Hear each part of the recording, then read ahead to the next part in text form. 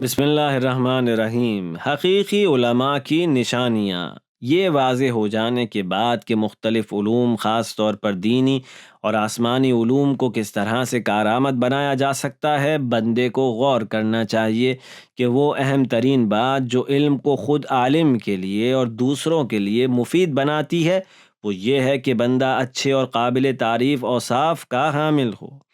کمال حاصل کرنے اور خاص طور پر مومن بننے کے لیے ضروری ہے کہ بندہ کریمانہ خوبیوں کا مالک ہو۔ چونکہ علم ایک روحانی چیز ہے اور اس کا بندے کی روح پر براہ راست اثر ہوتا ہے، لہٰذا علم سے زیادہ فیضیاب ہونے کے لیے ضروری ہے کہ عالم قابل تعریف عادتوں اور خوبیوں کا مالک ہو۔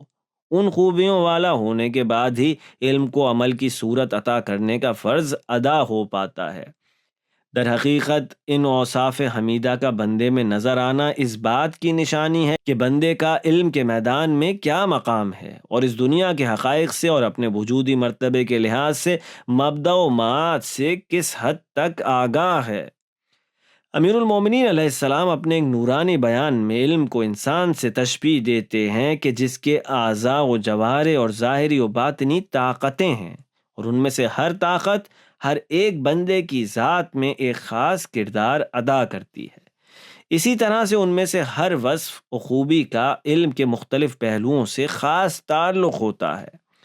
کتاب کے اس حصے میں ہم امام علی علیہ السلام کے کلام کی روشنی میں علم کے اوصاف تلاش کریں گے۔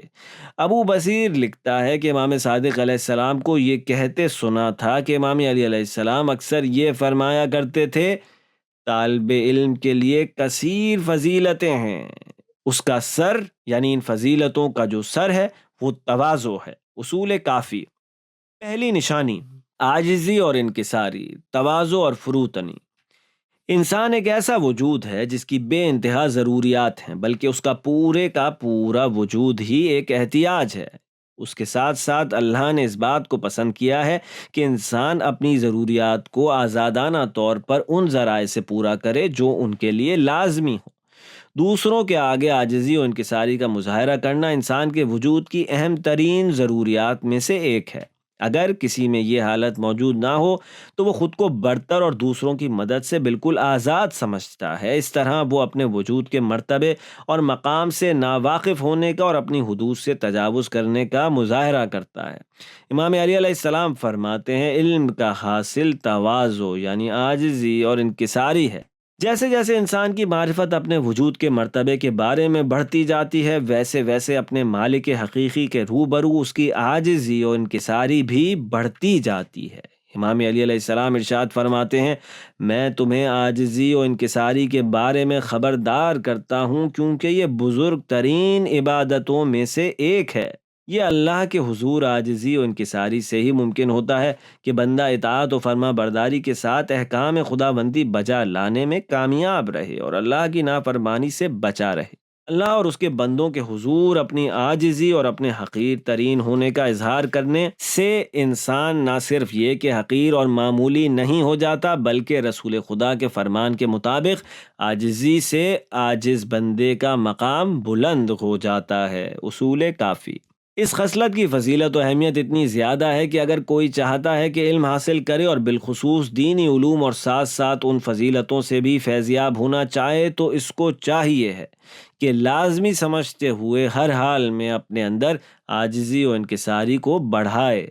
چنانچہ امام کاظم علیہ السلام فرماتے ہیں، بے شک فصل نرم زمین پر ہی اگا کرتی ہے اور سخت زمین پر نہیں اگا کرتی، اسی طرح سے عاجز و انکسار دل میں ہی معرفت پروان چڑھتی ہے اور متکبر و جابر دل میں نہیں پھولتی اور پھلتی۔